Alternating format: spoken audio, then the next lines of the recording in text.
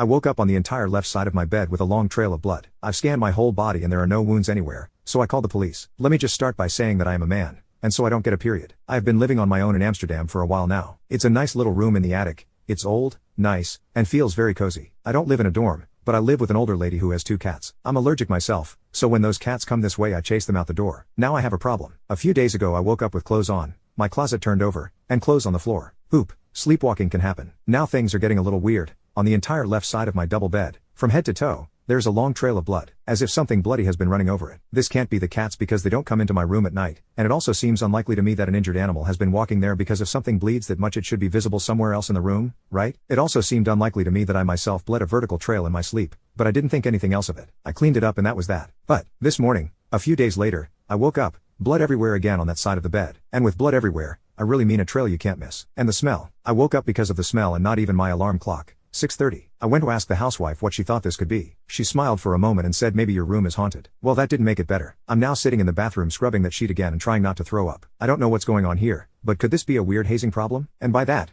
I mean student hazing. Is this a normal thing they do in Amsterdam? Smear blood on your bed? I'm just saying, I'm from Brussels. I know weirder things are happening here. I don't get it at all. Especially because I've scanned my whole body and there are no wounds anywhere. Has anyone experienced something similar? Is my room genuinely possessed? Sorry if this is a stupid question, but I'm kind of done with it. Update. For the past few days I've been staying at my friend's house. See if it's mysteriously bleeding there too. I ordered a camera, and nothing happened. Until yesterday morning. I went back home, went to the doctor on the way because I suffer from hay fever, and once home just checked the cats for being in heat. Turns out they're both male, unfortunately. I set up the camera in a can, thanks to whoever advised that, and went into the space behind my room with a CO detector to measure it. The second I got in there I smelled a very familiar smell. Exactly the smell that vaguely smelled like blood. Now that I know what it is I would associate it more with meat, but the smell of blood came very close. Anyway, grabbed the CO detector, and shirt in front of my nose and put that thing to work. Nothing wrong. Anyway, called my friend because the smell was very specific. She was there within an hour, and she too thought it smelled very strangely of blood. It's a large attic, which smells of blood and rotted flesh, and there are things everywhere in the dark. Of course, my imagination ran wild. My girlfriend also started to get the jitters, and after an hour of pondering we decided to call the police. Well,